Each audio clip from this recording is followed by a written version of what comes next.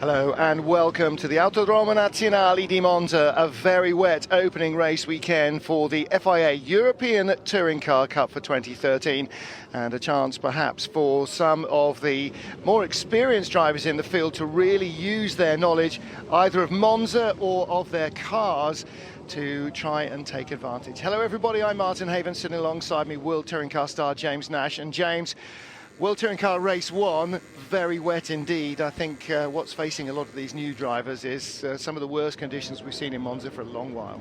Yeah, I mean, I've been in touring cars for just over 3.5 years now, and this was the worst stuff I've ever seen. It's pretty bad out there, and some big puddles as well, so these guys have got their work cut out. On the left-hand side, the front of the grid, you can see Peter Fulin, the man from the Czech Republic, is the one who will be able to see where he's going for sure. Oleg Petrikov in second spot on the grid, but I mean really you'll see it now, even as they start to drive away at relatively modest pace. You can see water starting to rise, so the first couple of rows will be okay, but for the guys who are down there in the 20s to 30s on the grid, yeah, it's not going to be much fun, is it? No, Fischer back's not going to see anything, I don't think. It's going to be a bit of a lottery going into the first corner. I hope they all make it. It's going to be pretty bad. Picking up that braking point is a side vision and not a forward vision. Well, let's take a look at the grid as they file through. Three classes here. We've got Super 2000 cars. Of course, that's the old World Touring Car Championship rules before the 1.6 turbo engines came in last year. So the cars look the same. They're just powered by 2-litre normally aspirated engines with a 9,000 RPM rev limit. We've got Super 1600 cars as well, as that would suggest. Again, same sort of basic package of allowances when it comes to wheels, tyres, brakes, suspension, gearbox. So the body shell production based, but the car itself really definitely not production based in its mechanical bits, and they are 1600cc capacity. And as we said, Andreas Pfister going through there, the lead MCT, which is the Manufacturers' Championship class. Essentially is a one-make category basically for Seat Leon Cup cars, and most of them and a few of the drivers used to race in the Seat Leon Euro Cup, which supported World Touring Cars for a number of years. So James, again, cars that are fairly familiar to us as fans and to you as a driver as well. Yeah, I raced these cars in 2008 against people like Matyjowski, so he knows those cars very well. He's in a BMW, I believe. Yep. But I know how good those cars are grip-wise and certainly in the wet, so I think they're going to be quite a strong performance. There you can see Peter Rickley in his Honda race unusually here at Monza, starting not on the formation lap but with the safety car leading them around for one lap, and they didn't have too much time in the warm-up to try and work out exactly where the water was. And of course, because it's been raining almost ever since, it's been raining since last night, the water tends to move, doesn't it? Now, did you find that in the race, that you'd find puddles where you hadn't found them before? Yeah, the only chance you got to find out where the puddles were the warm-up lap and just before the start of the race, so they should really be looking for where those puddles are, so they're not caught out, because this is the only opportunity they're going to have to look for it. So safety car will come in, and it is, well, it was originally scheduled to be a 9-lap race, now a 10-lap race, the first of 2 races this weekend. It is a 5-race weekend calendar. And Oleg Petrikov there, one of 3 identical Russian BMWs, heading off in pursuit of our poleman Peter Fulin. Fulin with experience from last year's FIA European Touring Car Cup, but there wasn't a single wet race on the calendar last year, so these guys hopefully will have done a little bit of wet testing to try and find some setup, because Friday, Saturday were dry here at Monza. These BMWs really need to keep some tyre temperature as well, because I know I struggled with that in my race. You know, the tyre temperature falling away, your pace drops so quickly, and it's just a downward spiral, so they've got a lot of work to keep that front tyre temp going. Well, now, you see, if you're in an all-single-seater category, then you've got at least a level playing field, because everybody's car steers at the front and drives at the back. But here, with the front-wheel drive cars, as we see Nick Hamilton, Lewis's younger brother, racing in the middle of the pack. Started a little further down the order, perhaps, I think, than he would have liked. But again, first time in Monza, perhaps not a surprise. The BMWs, driving through the rear wheels and steering and braking predominantly with the front, are going to lose tyre temperature overall much quicker than the front-wheel drive cars that abuse their tyres a lot more, and then that tends to help in the wet. So we often see in World Touring Car races, the front-wheel drive cars, when it gets wet, just kind of leave the BMWs behind, and these two guys here might be just in the position to do that. Peter Rickley, the red and green Honda, and making a very quick start from 6th to, where was he on the grid?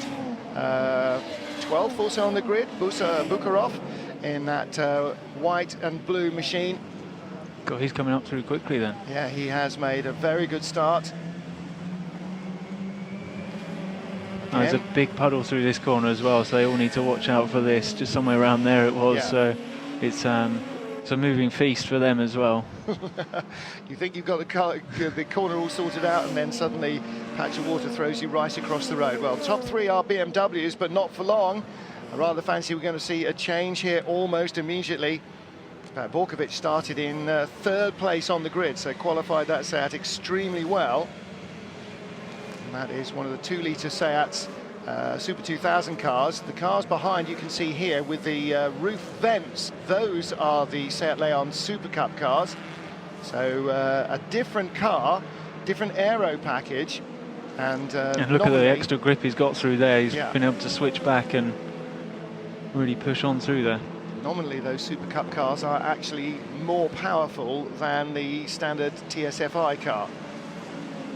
You were just talking about the vent on the roof. I just remember one race I did in the Seat Euro Cup, and and he's just had it coming himself. together. I think they're both all right. Yeah, Borkovic comes back on, but in fact picks up a place. And one of the things about straight lining that chicane is if you do, you have to be aware. Ooh, he's got damage on that right front corner, and that may not be helping him too much in the long run. Got to be aware who you were behind when you shot off, because you've got to get back behind them or risk the wrath of the stewards. I was just saying about the air vent on the roof, the thing there on the Seats, it seemed to collect the water and pour it into the car when you're going around and not give you any fresh air. Ooh, trying to get it all there. You sense, were the wheels stationary? Yeah, they were. He was fully locked up there, went into the back of Oleg Petrikov. Did no damage to the BMW, but managed to damage his nose. Christian Fischer in that Liqui-Moly car is the first BMW, second BMW now to fall, isn't he? Peter Rickley's got by him as well. Oh, I wonder if that damage is causing him a few problems. Well, apart from anything else, you think it's going to start to affect the floor and the airflow there, and that, but doesn't seem to be flapping too badly. Rickley goes by Petrikov as well. Trying to pick out in the spray. Is that Christian Fischer? I think so. No, that's not. That's Andreas Pfister behind. Christian Fischer's moved up already. There's Peter Rickley. Andreas Pfister is the man with the black roof in his Seat. Now, he's one of the front runners, certainly was last year in that one-make Seat Cup. Single manufacturer trophy it's called, not one-make Seat Cup, to give it its true name, SMT, but that is essentially what it is. So Peter Foulin will now see that he's got lots of front-wheel drive cars in his mirrors, perhaps, or he'll see that it's something that doesn't look BMW-shaped. He'll know that the writing is on the wall. Mikhail Matyovsky outbraking himself at the Roger. Oh. Yeah, not the only one. They won't be the first. I guarantee big they won't lock be the up last again. either. Well, Mikhail Maliev and Matyovsky were battling each other. They were the first two cars we saw going off. Foulin leading, 3 laps in. Borkovic in second, but Rickley now right up behind him. It's hard enough to see them, let alone commentate on them. I know. Do you know what? I do feel slightly guilty sometimes when I'm sitting in a commentary box in weather like this, because it's pretty cold outside. It's very wet indeed. Can't be much fun for the drivers. Really no fun at all for the cameramen and the marshals and the other officials. Peter Rickley's Honda showing good pace, driving around the outside of our second place man. And Borkovic, yeah, it does look like he's starting to struggle a little, Dusan Borkovic, in that damaged Seat. And perhaps, James, he's already starting to find tyre wear being a problem. Runs into the back of Rickley, who hangs on to it. I think he's wanted to push him out of the way, not drive around him. I think he just locked up a little, didn't he, getting into late. I mean, if he's losing grip at the front, that is one of the things that he will notice, is that brakes tend to lock more than you would expect. Ooh, wicked snatch off the curbs for Peter Foulin. The BMW nearly spat off in the Lesmos. This front end damage is could have caused a problem with the brake temperature as well. There's more airflow into the brakes, so he might be struggling with brake pressure and feel there, so he'll be right. We'll give him the benefit of the doubt on that one and put it down to mechanical problems rather than misjudgment. Meanwhile, Andreas Pfister with the black roof on his Seat, coming around the long way on the run down to Ascari. Borkovic trying hard not to let him through and keeps the inside line. We should get a cleaner run through this corner into the Parabolica. Well, the other thing, of course, is that Borkovic, I'm not sure how much mileage he's got in that set, but Andreas Pfister raced it all last year. Hommler coming in with broken wipers. And race one in the World Touring Car Championship, after a couple of laps, Ivan Muller's wipers packed up. He's lucky he wasn't even third or fourth in the queue, because if he would been where you were, you know, away from the top couple, then you'd have just been in a wall of water with no wipers. I was struggling with wipers. Yeah, there you go. Andreas Pfister in the white Seat with the black roof now, trying to make this pass stick for third place. See how even the two cars are, even though they are different. Different spec to the two engines, different spec in terms of aero package as well. Not massively, but slightly. Pfister with the inside line all the way down the straight. Ooh, Borkovic is arguing the toss. You've got to be so careful on the exit here as well. There's a big puddle on the exit, and yeah, just like that, you get loads of wheel spin, and that's it. You just lose the car in front straight away. You've just got to be so patient there. Let's take a look at underbraking the battle for third. Two cars side by side. Oh, didn't notice that. No. Peter Foulin went straight through the chicane. Now, the stewards perhaps wisely have allowed up to 3 wrong slots at the same chicane before they apply a penalty. And in these conditions, you've got to think that's a wise idea. It looked like Borkovic overshot at the Roger. He did. Challenge for the lead. Foulin making the car as wide as he can, or the track as narrow as he can, perhaps more accurately, trying to hold back Peter Rickley, and does at the moment. He's under a lot of pressure. He's not going to withstand that for too long. He's going to have one guy in either mirror as he gets to Lesmo 2. Got to say, that BMW does not look like it's got much grip left. It's really twitchy when he turns in. Yeah, this is a downward spiral for him, unfortunately, so he's going to start slipping back and see some of these front-wheel drive cars driving past him. Well, now two of them. A three-way battle for the lead, because Rickley's going to get through. What about Andreas Pfister in the Seat? Will he get through as well? Foulin carves in between them. Can he get it stopped? He does. Peter Rickley, the Swiss, is the new race leader. Peter Foulin in second place. Andreas Pfister in third. I think Pfister, the Austrian, did a very sensible defensive move there by leaving room for the BMW to chop back in from that inside line. He clearly figured he was always going to go for it. Down the inside here. In these conditions, is there any mileage to being off the normal racing line, do you think, going through the Parabolica? I think in certainly where the old track is, and there's lots of new surface, but where there's lots of rubber laid down, you just need to stay off that. It's so slippery. Parabolica is not so bad, but deeper and cutting back is the ideal line. So lots of karters and ex-karters will be looking for constant radius around the corner rather than using the full racing line. Peter Rickley leading by a whisker. Was Peter Foulin in second? It's no longer. It is now the set of Andreas Pfister, who's up into second. Pfister's looking pretty strong, isn't he? Yeah, he is, isn't he? Camera's showing that the rain's getting even harder here. Cameras are getting wetter and wetter. Trying to pick up our Super 1600 leader. I think at the moment it might be right down the bottom of the top 20 there still. We're looking for them. Norbert Nagy, one of the two junior drivers in the Hungarian squad, run by same people run Norbert Mikulits. Oh dear, that's not the ideal rail. Well, battle for the lead continues to rage here in Monza. red and green Honda of Peter Rickley is our race leader on lap 6 of 10. First race in the European Touring Car Cup here at the Autodromo di Monza. And Andreas Pfister, car number 52 in second place for the Seat Leon Copas in the SMT Trophy. Right up behind him, James Nash in that position. You can see actually there's not too much spray for the driver in second place, but he's still having to kind of keep his nose out of line to see where he's going. Yeah, the other problem you have is the water going into the grill as well, so you start getting a really cold engine, and you start to lose power from that. So, you know, he's got another problem. Normally in the heat, you're trying to find cool air to cool the engine down. In this, you're trying to find less spray to keep the engine warm as well. Passing some of the Super 1600 cars, which, as they suggest, are 1.6 engines, normally aspirated petrol, not the 1.6 turbo of the World Touring Car Championship. And that has now turned into effectively a single make championship. They are all Ford Fiestas, either Fiesta STs or 16 valves. Well, what's happened here then? Igor Skutz, Campos Racing, Seat Leon. There are a number of Ukrainians in the field, actually, quite a few. There's a 3-car Ukrainian team in the Super 1600s. This looks like he's got a good toe down here. Yeah, he's got the right line for the brake as well. I think this could be the move for the lead. Well, Rickley's held him off for the last lap and a half, but it was always clear that Pfister had plenty of speed. That's late. Not as anything like as late as you'd be braking in the dry, but desperately late in the rain.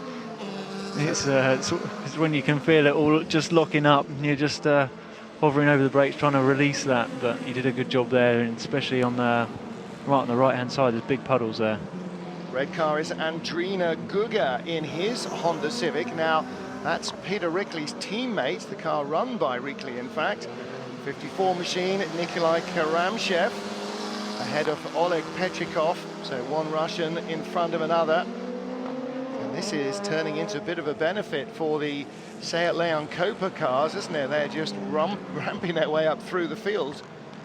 Oh, they're a good car, you know, they're proven for many years, and the grip level they did produce when I raced them was phenomenal. So, you know, I did expect them to go well, but yeah, they're really strong at the minute. They definitely are. Krajcev there in his BMW, struggling to get it stopped.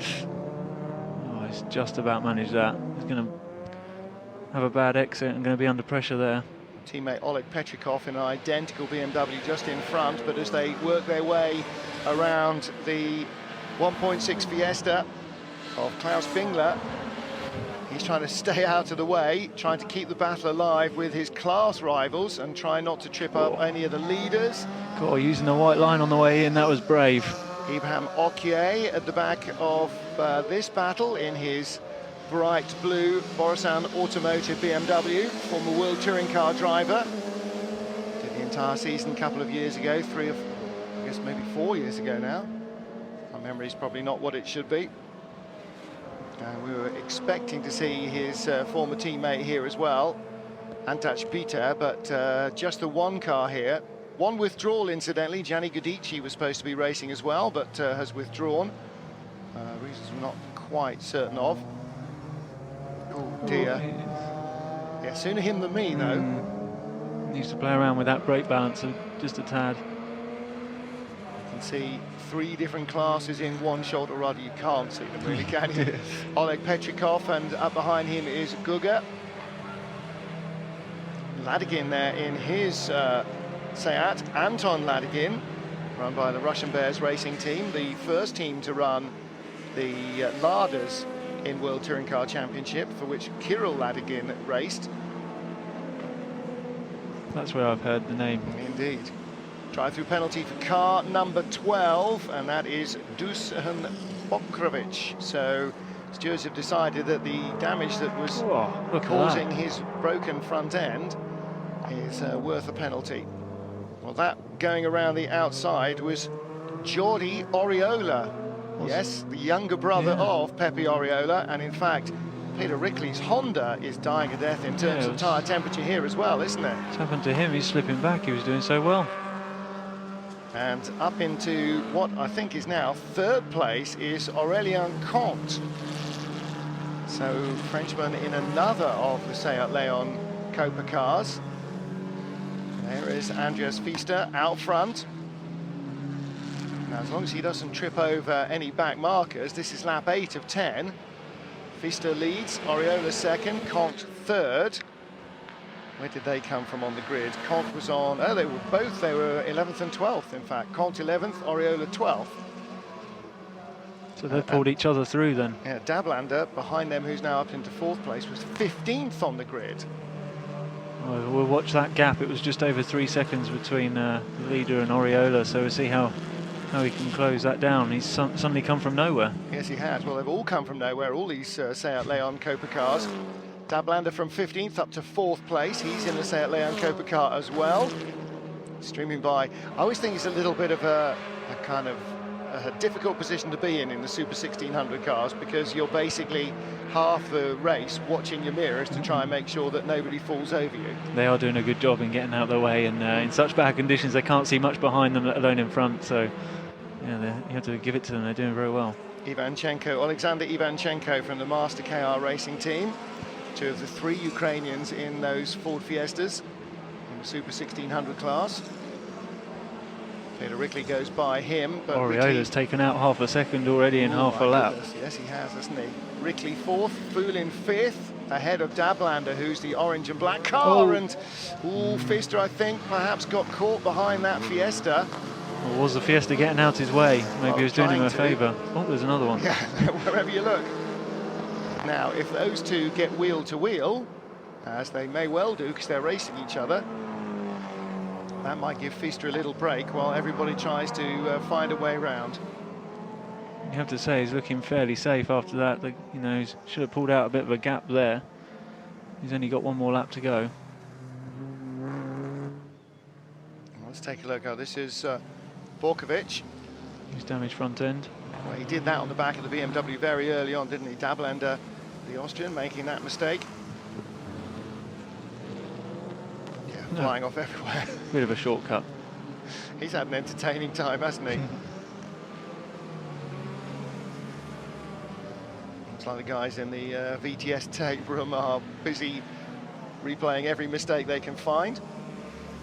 You see some of these guys touching those white lines on the way in, it looks so dangerous. That shows you just how wet it still is. I don't think the rain is abated at all day long, and it was pretty wet this morning. That is, I think, the 1600cc leader, Kevin Kramers, they're coming up behind here. And these things are going to gobble him up on the straight. And also, James Nash, they're going to stop a lot later. So the worry for the Super 1600 car is if one of these comes blinding by you just before the braking area, you can't stop where you would normally expect. You have to try and stop a little shorter because there'll be one of them in the way. Yeah, I mean, these 1600 guys have got to concentrate on their own race and, yeah, as much as they can look in their mirror, but they want to race as much as everybody else. So they've got a really tough job out there. These guys out in front have got it easy. They're picking them off. What's gone on here? Oriola. He's gone around the outside. Has slowed dramatically. Has he got a problem? Jordi Oriola has gone around the outside. What's happened? And Pfister is down to 3rd place. He's going pitting. into the pits. Has he got a puncture? He is going into the pits. Oriola's in the lead. Last lap. Jordi Oriola, last lap, and he has the lead for the first time. Comes up behind the Super 1600 leader. The older Fiesta ST, by the way, behind, has been lapped. So that's how much Xenia Nix is struggling in these wet conditions. Wow, Jordi Oriola, teenage brother of World Touring Car ace Pepe Oriola. I'm going to have to go and ask Pepe Senior, are there any more at home that we need to know about? They look so alike. Yeah, I know. They both look 16 as well. They do both look 16. Only one of them is though, and that's this one, Jordi Oriola. Oh dear. Christian Fischer facing the wrong way in Lick Molly Engstler BMW. Luckily, didn't rattle it off the barriers, I don't think. Wow. Pepe's dad is, and Jordi's dad, in fact, is going to be a very happy man in a moment, or is he? Because here comes Aurélien Cont. Interesting that actually the man in 2nd place, that second Seat, he's got his driver's window part open, and I wonder whether he's wound it. Do they have winders, or was it part open at the start? There's no, Fischer. You do have an electric window on the driver's side, so you can open it, but letting water into the car is not a good thing either. It does mist up quite a lot quicker. So I was wondering whether he did that to try and get some airflow through to stop it misting up. It's always a hard thing when you haven't got a heater or a blower. It's always hard to know exactly what to do for the best. Oriola just needs to keep this nice and clean now, doesn't he? No mistakes, and he should bring that home. You can see clearly his screen is okay. I think Comp might be a bit misted up inside. I think he's a lot misted up inside, actually, in which case he's doing a pretty stand-up job anyway. I think the front screen's heated, but it's the rest of them that you can't see anything, which is even worse in these conditions, and you're following because you're using your side vision to pick a braking point. Yeah, maybe that's why he's got it wound down, so you can see out the out side. Now then, he's staying well out of the spray to try and judge a run through the Parabolica. Does he still fancy his chances? I think if he does, he might be a little bit ambitious. Final corner, and Pepe Oriola Sr. will start the year with one of his boys winning his first race. It's Jordi Oriola who claims victory in the season opener of the FIA European Touring Car Cup. I can imagine that there will be a double Oriola team in next year's World Championship at this rate. Colt in second, Peter Rickley takes third at the line from Dablander. And that was a late run. Peter Foulin in fifth, Igor Karamishev in sixth position. He's moved up from the 1600 class. And, well, moved up in capacity anyway into one of these Seat Leon Copas. Yeah, somebody misfiring horribly as they came past the camera there. Where did Oriola start? Was it back in 12th or something? Yeah, he was in 12th place on the grid. That's fantastic. That's what the wet conditions do for you then. Yeah. Well, clearly we know which car in the field is best in the rain, so I think we might not got very good odds on a Seat Leon Copa car winning race 2, because I don't see it drying out. I've got back-to-back races here, which makes me think now, see, this is one of the things that you need to think about in advance, but don't. Where is he going to start? 2, 4, 6. He's going to start 8th for race 2. Oh dear. That's a bit ominous, isn't it? And is he? No, Compt is 7th and Dablander is 5th on the grid for race 2. So I think we can expect to see those 3 Seat Leon Copa cars making early progress. Be interesting to see what the problem was with 52. Why he came in as well. I wonder if he can get back out. Well, I would think that that might well be a tyre-related issue. But yeah, it's a bit hard to tell.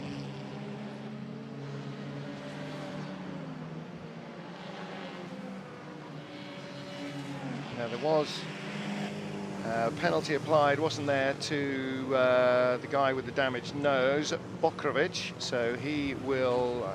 did he do a drive-through? Did we see him go into the pits? I don't think we did, so might have gone in. Unfortunately, when it's so wet, the camera tends to follow one car, and you tend not to see very much in the background.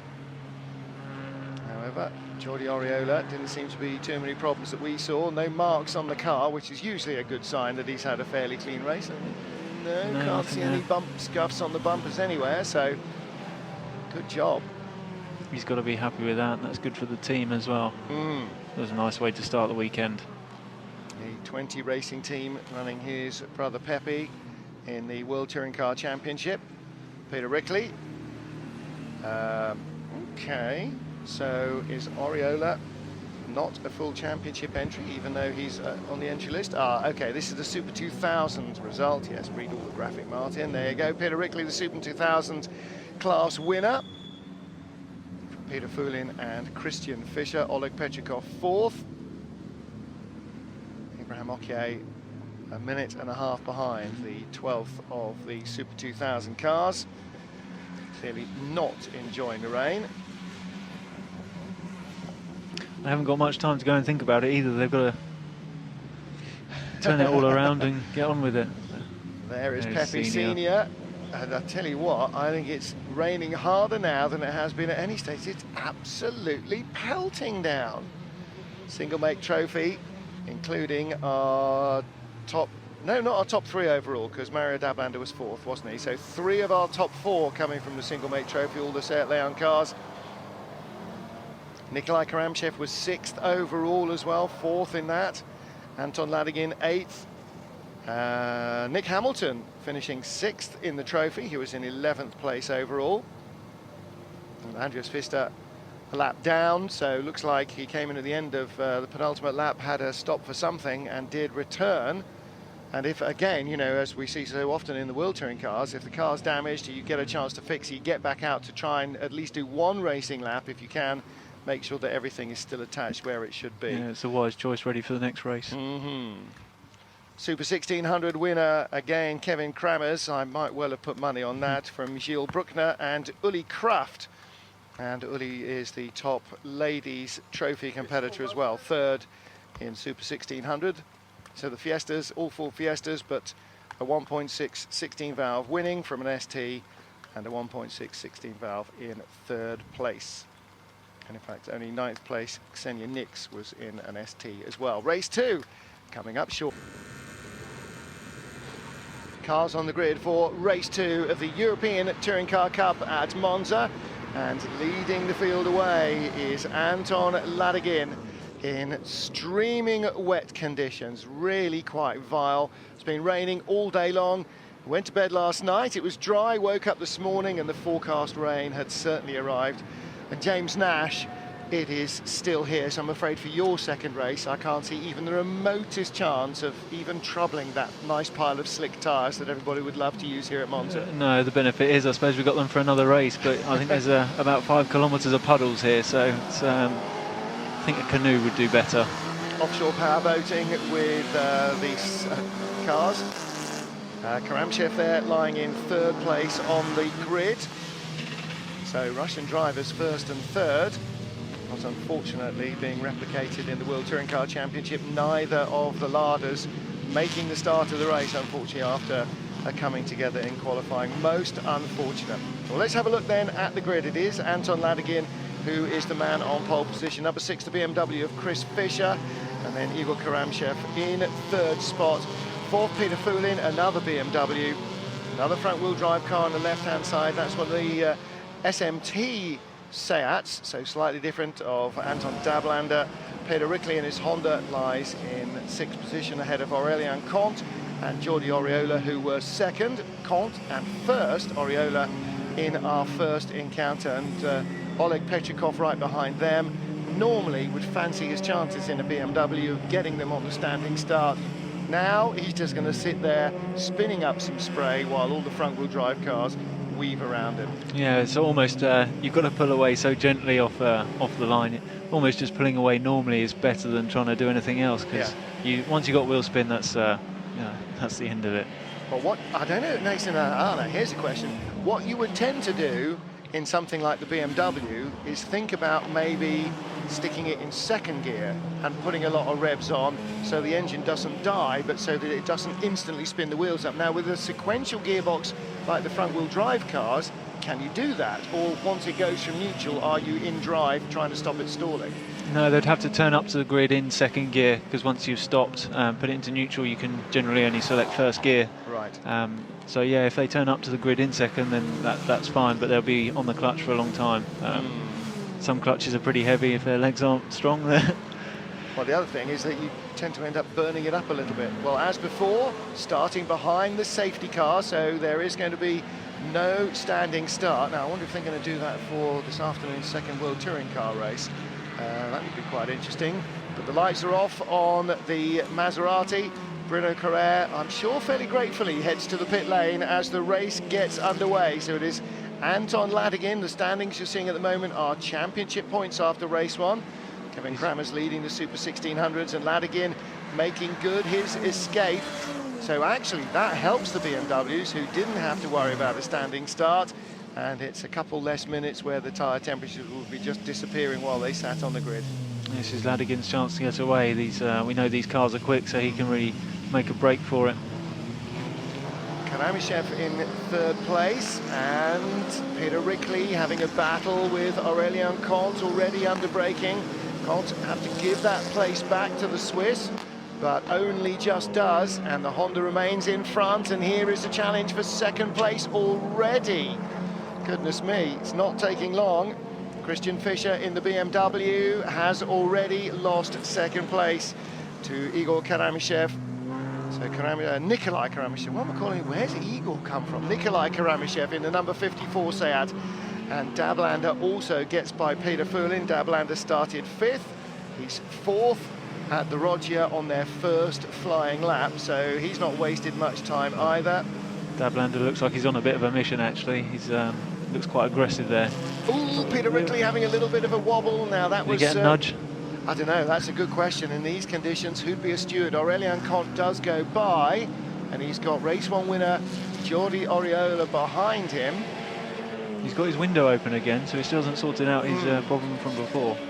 Water in the electrics, I don't know, who knows? Well, he may well have done it deliberately. I don't suppose if it came down in the heat of battle and you didn't want it open, you'd have gone to the grid a second time with it still open. Dablander taking a look at Christian Fischer for 3rd place. Peter Fulin in the BMW in 4th. Peter Rickley's red and green Honda, one of the easiest cars in the field to spot. And oh dear, Oleg Petrikov's got Nick Hamilton in his rear mirrors. Gilles Bruckner of Luxembourg, straight lining the Roger in his 1600 Fiesta. That's a few headlights, that's all we can see. Ladigan leads. Don't know how much you can see when you're looking in the mirrors. Just glare from the lights, I guess. Can't identify who's what. Yeah, just a couple of headlights and that's about it. Oh, he's done it. That's a good move. Well, the BMW is just struggling to hold the line in any way, shape or form, and Dablander can get the power on nice and early. Again, the front-wheel drive car having the weight over the driven wheels. All of those factors help you when there is much more restricted grip. The BMW with a much more even balance. Better for wet roads, but not necessarily for dry roads as well, but not necessarily for wet racing. BMW is probably a bit more fun to drive. Oh no, what's happened there? Oh, big crash. And who's he been involved with? Somebody's left a lot of debris. Is that the back of his car? That's a lot of damage. Oh, yes. And that's his, oh no, that's the board. That's where most, left rear wheels astray as well. And he clatters into the back of Peter Fulin. He's pretty much out of control at that stage, trying to get it stopped. Matyjowski, it's Matyjowski here. Matyjowski. No, he's gone off separately, hasn't he? Is there oil down or something? Or just a big puddle appeared. Well, you see, again... One of those moving rivers, yeah? Yeah, that's entirely possible because the water just builds up, and occasionally it'll sort of overflow a curb like a river bursting its banks, and then it creates a lake that wasn't there 2 or 3 minutes ago, as little time as that. Ladigan still leading. We only need a third of our entry list, just the SMT cars. We're done. Anton Ladigan, the race leader, with the red, white and blue of Russia on his car. The Russian Racing Bears. Racing Russian Bears. And Christian Pfister with Peter Fulin behind him, and Aurélien Comte looking to get back on the podium again. So 1, 2, 3 Seats. Fulin not going to risk an inside move on Fischer there for 4th place. He should get a better drive out of here if he can keep that clean. See the back bumper, the corner of the back bumper of Fulin's car is dragging where he was collected by Oriola. The marshal's trying to tidy up at least some of the polystyrene. You say, well, why would they bother? Well, because you get one of those under your wheels under braking, and you're certainly not helping yourself. Hopefully they've got the slippery surface flag out as well. Indeed. And unfortunately, see now, if you tag a radiator in this as well, unless they're just using plain water, that will make the surface even more slippery. Coolant doesn't tend to be very good for grip. Fulin's having a go. Are the yellow flags still out down there, or have they gone in? And if they are out, could you see them? Well, the leader of these 3, Fulin, probably could. The others, you'd be lucky. No yellows, just a slippery surface flag, so they're all right. Getting worse and worse and worse. And Aurélien Comte is sort of like stuck behind 2 trucks on a motorway. Every time you get out of a corner, suddenly he's blind and has no idea where the 2 moving bits of machinery in front of him have got to. I mean, how much are you just keeping your foot buried and hoping as Comte tries to make a run here? It's down the 2 main straights. It's literally just a mist in front of you. You're looking for your marker points, the first bridge, the second bridge, then the 500 meter board, the 300 meter board. So you can't see anything. The next thing you see is a brake light. So it's more like dense fog than actual rain on a motorway. Totally. It's you've just got to commit to where you're going and what you're doing. That's a good move there. Yeah. Got a good drive out. Yeah, again, able to ride the curbs on the inside, whereas the BMW, if they try, will just get spat off. So gets a good run down into Lesmo 1, picks up 1 place from Christian Fischer. This is probably not the best race meeting for the BMWs, I'm going to suggest. Nikolai Ladygin still leading. Anton Ladygin leading, rather, from Nikolai Karamishev. Who is that? That's done some damage there. Oh my dear. goodness me. Well, a single car accident, but a very big one for Romeo Luciano. Which the inverted commas, I think, suggesting that might be a Comp's non-plume. got him here now. Yellow Yeah, flag, there he you go. can't overtake. No, he's going to have to back out of it. Who are these two? He's going to have to back out of it. Eventually, he slows down. You see, now the problem is, because he's possibly watching his mirrors, I wonder whether he was actually looking inside of him. And that's where the Fiesta barrel rolled itself into a ball of wreckage. Luckily for these guys, they're not going to Marrakesh in 2 weeks' time, because otherwise I think that might be a little bit of a steep ask. It's going to be better weather than this.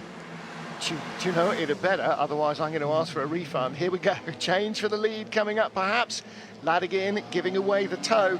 And of course, you know, when you are that close, any tiny little increment between identical cars, James, is just going to help you make a move. It's quite a big difference, but also the water that these tyres are shifting as well, it's helping the car behind, so he's getting a bit of a toe, but it's also got less water to shift as well, so it's helping him there. See, things you never think about when you're sitting watching races that racing drivers learn. I would never have thought about that. You just think, oh yeah, he's getting a good slipstream and that helps, but of course, yeah, he's drying up the road a tiny bit. Oh, they're coming up behind our Super 1600 Fiesta of Ksenia Nix. Race leader 54 car, Nikolai Karamishev. Dablander looks like he's caught up quite a bit there. He has, and of course that's what happens when you start to battle each other, is you actually slow down, both of you. So Dablander is with them, the battle for fourth continues, but not for long, I'm suggesting. Aurélien Comte goes through, same place he made the pass last lap, off the Rogia, drives away as the BMW is desperately scrabbling for grip. You really feel for these BMW drivers. They put it at the front of the grid and weather changes and it's total role reversal for them. Just feel the carpet being whipped out from under you. They go by Nix as well, Comte up to fourth place. And it is tough, and you think, well, you know, actually, how many more circuits could be less unfavourable for the BMW? At least this is predominantly long, fast straights and corners. It's only got 3 chicanes. You know, imagine Marrakesh in the rain. The BMWs may as well actually not bother leaving the pit lane because they'd just be nowhere. You spend most of the time on the curbs. Is that a move? Blue flags ambitiously being waved. You're not going to quite do that there. He was Ooh, that looked a bit late. You see, when you're looking at somebody and you're trying to make a pass, I think Dablander there may just have slightly overshot his braking. Has he managed to get it on the inside? No. Again, he's going to get a bit of a toe. He wants the inside, really. So I don't know whether he can switch back across because it's a better braking line on there. Halfway through the race, he's caught the second place man in 5 late. laps. He's going to be tight. Is he going to duck back in? He has. Yeah, I think in the dry, he might have dived out from where he was. In the wet, not having any of that. Actually, he dropped right back Quite a there lot under of time. braking. I wonder whether he didn't quite get the brakes he wanted coming into the parabolic and was just being very cautious. Or is it? Yep. Where's Or this? whether yellow flag's out. That's Zaitsev. Oh, that's that's an dangerous. Ascari. Malayev going around the outside in Seat. That was last lap. Foulin shedding a bit of damage. Bumper. Thank you very much indeed to the marshals for keeping the racers as safe as you possibly can. Our race leader continues, but I don't think the battle is yet over. Lap 6 of 10, FIA European Touring Car Championship at Monza. The camera there on the banking showing just how much spray is hanging in the trees here on this historic Parkland circuit. And in the single mate trophy as well as overall, that is your top three. Karamchev, Ladigan, Dablander all close together. Comte has now made his way past the BMWs. Ooh, Dablander makes a mistake. James Nash, that drops him away from the lead trio, and it'll take, what, a couple of laps probably to start to catch that gap up. Making a mistake is a lot easier than unmaking it. Yeah, I mean, we saw him into turn one as well. He lost a bit on the brake, so I don't know whether he lost his brake marker or just couldn't see. But he's just made another mistake, so maybe he's trying too hard now. Oh, lovely. Yeah, it's lovely all right for some. Ducks, no, tragically it wasn't even a duck, it was a goose. Never mind. Yeah, Norbert Mikulec, in fact, dropped out of your first World Touring Car race because he couldn't see a thing. Not because his wipers weren't broken, but because the car missed it up on the inside. And in fact, the onboard from Tiago in qualifying showed exactly that. And Matt Neal was explaining intelligent alternators that shut off systems that are over demanding on the system. And unfortunately, it seems that his electric heated window might have been shut off. Yeah, this is the difference between a new car and a well-developed car, and the Chevrolets seem to always be all right, and the new cars just having a few niggling problems. Well, talking about Norbert Mikulec, there are the orange and black colours of Zengo Motorsports. Zoltan Zengo running a junior team here, two drivers, Ferenc Fischer and this man, Norbert Nagy, both of whom raced in the series last year, and I think they did Euro Cup before as well, I recall. Top three go through safely. Lapping Xenia Nix in his Super 1600 Fiesta. Super 1600 leader, I think, still Kevin Kramers. Incidentally, we lost Peter Rickley, who was the Super 2000 winner in race one. He's retired. I'm not sure that we saw what happened to the Honda, but he's not been on the timing screen, only did 2 laps. Hamilton up to 8th. He's got to be a bit happy with that this time. I should think so. Well, first time ever at Monza, apart from obviously on your PlayStation or whatever. And okay, so he's had qualifying and practice and so on, and then you completely change the track, totally and utterly change the track. Oh, plus you throw him into a brand new car with 300 horsepower compared to the, I don't know what the Clio Cup has, sort of 160 or something. So a bit of a moving playing field for him. So he's certainly learning fast. Yeah, he's got a lot to learn, and the quality of drivers in any FIA championship is much raised as well. So his game will be raised, and he's doing a fair job now. Yeah, great step forward for him. Well, Andreas Pfister there, getting the advantage on the battle of brakes with... Dablander looks like he's closed in a lot as well. He has, but is he bringing Aurélien Comte with him? He is not. So he is closing in on Anton Ladigan. There is your race leader, the predominantly white car of Nikolai Karamyshev. Papa's Racing Team is the name of the squad. Russian Bears running Anton Ladigan, and Aurélien Comte with Galaxy Racing in 4th place. Mario Dablander for HRS Motorsport in 3rd. Some hardy fans. We always think, of course, of British fans being hardy, because, of course, we have this weather all the time. But I think the Italians occasionally just have to put up with some of this. It's not always scorchio here in Monza. Oh, always looks like he's going off there, doesn't it? Yeah. Always.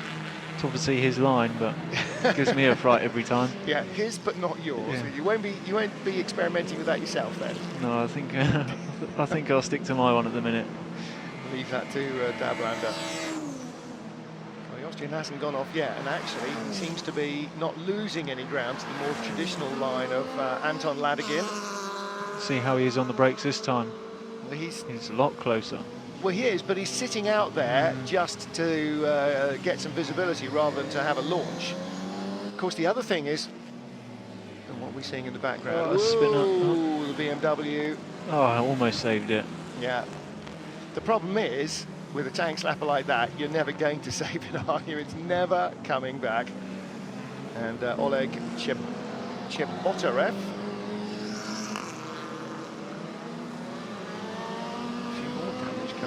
Here comes Andreas Pfister. Pfister in only 9th place, which is unusually low for him. Did stop before the end of the first race, didn't he? Went into the pits at the end of lap 9 of 10, and That's how much he can see. He couldn't see the edge of the track there. Blimey, it is like driving around the M25 on a Sunday evening with the halts, the lame and the random in front of you, and about the conditions you get most of the time as well. Aurélien Comte coming through past one of the back marker BMWs in the background as well, but he's a bit too far away from this, you sense, James Nash, really to play any part. This is lap 8 of 10, unless these two trip over each other and come to a grinding halt. I'm sure he's going to be able to close. I don't think they'll make it. I think these two are going to battle it out for the end. He just needs to keep it nice and tight. Running that white line on the way in just looks so dangerous. These white lines are so slippery, they've just been painted. Any motorcycle rider will tell you the one thing you don't do in the rain is go on anything that's been painted, because you might as well be riding on ice. Of course, these have got 2 more wheels to play with, but the effect is the same. It effectively means you've got no grip at all on half the car. Yeah, it's the loaded tyre as well, just as they're about to turn in, but it doesn't seem to affect them. They seem fine. Perhaps they've got so much chronic understeer they can't tell. You can't feel that bit. Yeah, I think Dablander's so. line again. Yeah. See, they're both kind of middle and leg in their track, aren't they? They're not going right out to the edge as you might do even on the exit, because they just want to stay away from all that oil and rubber that gets laid down over the years, over the decades. This is a good run. Is he going to get close enough? Oh, he gets mega level. run. Now, can he put the pressure on the Russian and force him to concede the corner? He's not Slow on the traffic in front.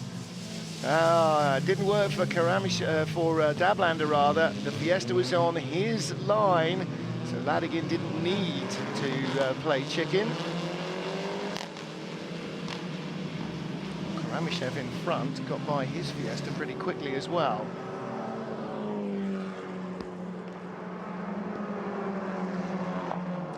Who's the sat behind these two? He looks like he's catching pretty quickly. Yeah, it does, doesn't he? That's Aurélien Comte, I think, still, and maybe he's had a better run with the back markers. Looks like he has. Yeah, they got by Ivanchenko quite easily. Oh, more yellow flags out. So that was Ksenia Nix, who's a lap down on the rest of the Super 1600 field at the moment. There's the front runners in, well, all 3 classes are going to go by him while he's sat there. Dablander through the Lesmos. No, you're not going to have a look up in the inside into Lesmo 2, not in these conditions. That would be foolhardy in the extreme. Might find a grip, but I'm not sure the driver that you're trying to pass would ever see you. This could be a 3-way battle for the second place on this last lap. It could well be. Aurélien Comte is coming up hard. Lap 9 of 10. Leader makes his way happily past another of the Super 1600 cars. Gilles Bruckner. And there is second place Anton Ladigan. Sort of switch back. My goodness, he has. Mario Dablander gets a good run going. He's going to have to go on a line that he hasn't used in either race, I don't think. The normal racing line on the outside. He's got a Fiesta in front of him again as they get to the braking area. Has he done it? He has. Yeah, Ladigan decides. Well, Ladigan there, I think, James, was having to try and decide whether he'd get by both of them or neither of them, and I think neither was probably the right answer, don't you? Yeah, well, you know, you've got to think about the longer term as well. He wants to finish this race. It's going to be a bit of a do or die move, I think, for him. Yeah. Into the first corner. Pretty close there. Close as you like. Oh. Klaus Pingler clearly not been able to see much in his mirrors. 2 Russian BMWs go by. Last lap of the race then, so our leader is still Nikolai Karamishev. Second place for the first time is Mario Dablander. And third, Anton Ladigan. Might see some of his pace now if now he's cleared. Ooh, I wonder what's that, 2 point something seconds. Is he going to catch that in a lap? He'll be doing well if he does. Replay of last lap of the Ukrainian spinning out.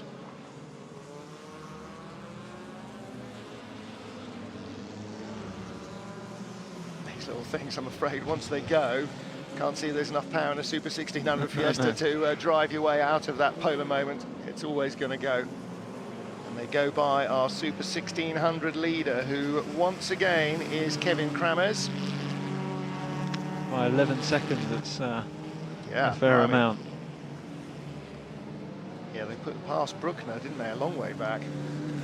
And unless Kramers gets held up or nerved off by the leading trio overall, he will be a shoe-in for win number 2. Next, with the experience that he and that team have got of those cars, wouldn't be at all surprised to see him do a bit of an Ivan Muller, actually, and set the pace for the rest of the class. Down into Ascari for the final time then is our race leader, Nikolai Karamishev. Yeah, another big puddle there. You have to say for these sets, they're going to want it. The SMT class going to want it raining all the time, I can imagine. Yeah. Yes, they're certainly showing a clean pair of heels to anything else. These poor BMWs have really struggled. Well, Karamishev should be clear here. He'll take a long look in the mirror and try and figure out not who's behind him, but how far that headlight is behind him, the bright one, and whether it's closing or not. And there's sort of enough time on the straight to look at it for a couple of seconds once you get out of Ascari before you have to turn your attention to the Parabolica, which he safely negotiates. Checkered flag awaits. So 2 races, 2 different winners. Nikolai Karamishev takes victory in race 2. Mario Dablander second, Anton Ladygin in third. Aurélien Comte is 4th in his Seat, and first Super 2000 car is Peter Foulin, just ahead of Ferenc Fisa in the junior team, who is our 6th position finisher and the 5th of our Seat Leon Cooper cars. And there is Kevin Kramers, diverting most of the horsepower of his 1600 Ford engine into the wiper motor, and rightly so. Hamilton 7th. Yeah, good result indeed for Nick Hamilton. And he's in front of Christian Fischer's Super 2000 BMW in 8th.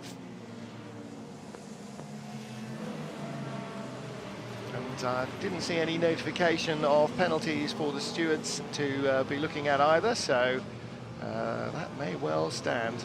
So where did the top Fiesta finisher finish? We get down to 16 in the results, and we haven't got to Kevin Kramers yet.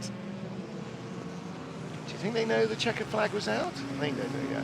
Again, look at the track. You can see how many just streams of water running across it here, because of course, although it's not banked like the old banking, it is slightly banked, and there is a crown in the road on the straights to try and stop it just filling up, basically. You can feel those streams as well as you turn in. You can feel the understeer, then a grip, and the understeer really unsettles the car quite a bit. So. Pleasant.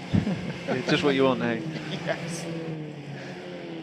I wonder if do the simulators do that? Do the you know, if you play wet on a simulator, does it just reduce the grip level, or does it do things like that? Actually, that's one thing I've never done, is a simulator in the wet. So I bet you will. I will do from now on. Yeah, I need to as well. It's a definite thing that needs to be done. So winner to nothing there then. Yeah. 0-0, Jordi Oriola. We didn't quite see in the ball of spray what happened. Actually, you know what? I think there's probably a very good possibility in that ball of spray that he's not quite sure what happened either. We saw the end result, and he'll be aware of that as well. I know there's some big puddles on the right-hand side going into the first corner, so whether he just caught one of those and it all locked up and snapped on him. But well, the other thing is, you know, even when you're some way from where you think you're going to brake, if the guy in front suddenly gets the willies and thinks, "Oop, I'm going to hit the brakes because somebody in front of me appears to be stopping dead," then again, it's like being on a foggy motorway, you know. "Oh, driving far too fast for the conditions," said police. Peter Foulin, our Super 2000 winner from Christian Fischer, and Dusan Borkovic, who was in 3rd in Super 2000. Peter Rickley dropping out, and unfortunately, Rickley, who won in Super 2000 in race 1, not scoring particularly strongly there. So, as in the SMT, 2 different winners. First race winner not really scoring at all in race 2, throws the field open a little bit in Super 1600. Kevin Kramers, Gilles Bruckner, I think Ivanchenko, well, I think put the wrong piece of paper away. Was Ivanchenko 3rd in race 1 as well? No, Uli Kraft wasn't. Ivanchenko was 4th, so he likely to be tied with Uli Kraft then for 3rd place, and she will have led the ladies' trophy. Jet dryers out. Yeah, very NASCAR. I think less to dry, more just to blow away. Blow all the polystyrene away. Yes, absolutely. And there's not an awful lot that you can really do about this water. That just indicates how much there is. Single wettest World Touring Car race ever was in Turkey. Oddly enough, was it the first time we went or the second time? It just rained cataclysmically. It would properly Noah in his ark weather. And the first race was delayed by 2 hours because inside, it wasn't the first corner sequence, one of the corner sequences, there was just a lake that was literally the whole width of the track. I thought we were meant to follow the sun. Well, yeah, but occasionally it does rain in you. So single mate trophy, Karamishev with the lead there. Oriola 3 points back. Dablander and Kont tied in second place. And Ladygin, our race 2 winner, who didn't score in race 1, in 5th position. Junior team drivers 6th and 7th, which will certainly, I'm sure, please the man in charge of the Zengo junior team, Zoltan Zengo. So supporting lots of Hungarian drivers. Super 2000, Peter Fulin, the leader, with a very strong result, 2nd and 1st in classes. Christian Fischer and Nick Hamilton, 3rd in the points after his first weekend in a Super 2000 car of any ilk and his first weekend in the European Touring Car Cup. So you'd have to say, box firmly ticked, I think, there by Nick Hamilton. That's a very strong start to the season for him against far more experienced drivers at this level. Kevin Kramers with a perfect score so far. Gilles Bruckner in 2nd place. Uli Kraft and Oleg Ivanchenko, as I expected, tied for 3rd in the Super 1600 class. And that's pretty much it from Monza. My thanks to James Nash, and wish him the best of luck in the wet in race 2. We'll see you next time out.